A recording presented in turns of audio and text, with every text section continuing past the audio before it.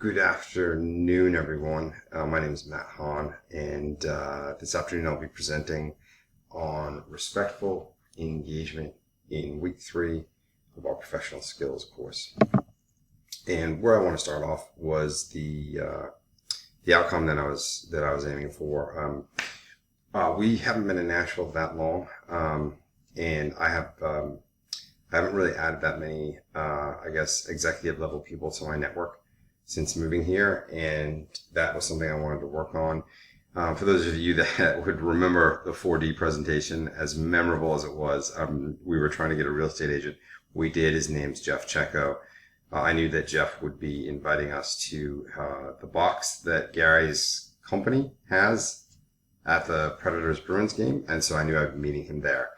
And so the measures that I was taking in this, this mini experiment would be to see if I could get him to engage with me. Can we carry a proper, I don't want to say deep conversation, but a high quality connection where the conversation is flowing, body language is good. We feel like that we have a rapport.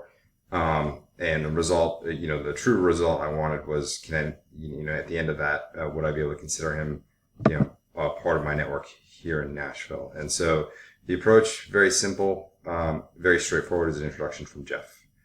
In terms of the results in the moment, it was quite obvious the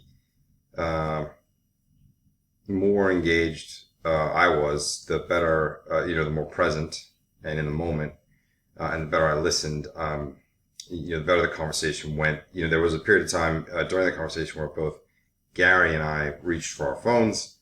There's clearly then some awkwardness, a bit of a gap, quite obvious. And then, once I started respectfully engaging again through really just deep listening and being present, the conversation continued to go better and better.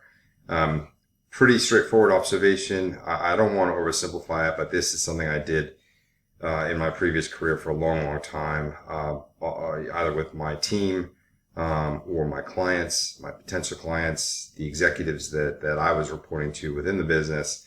But being present and in the moment leads to a much better ability to listen.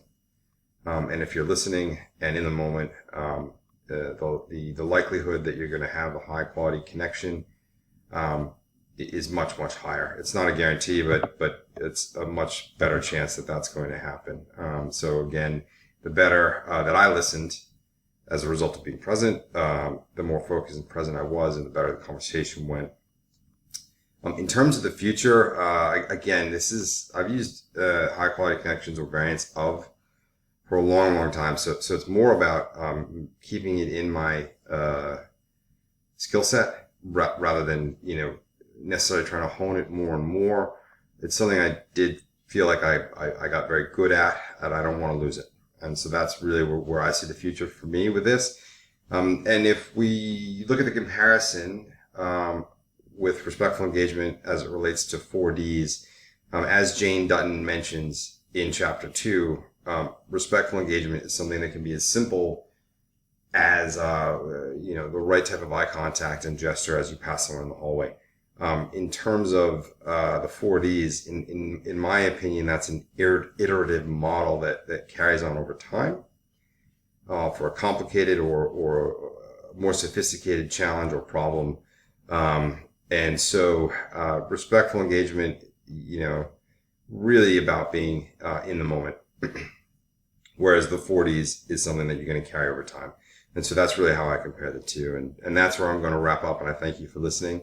And I'll attach this, and thank you for your time.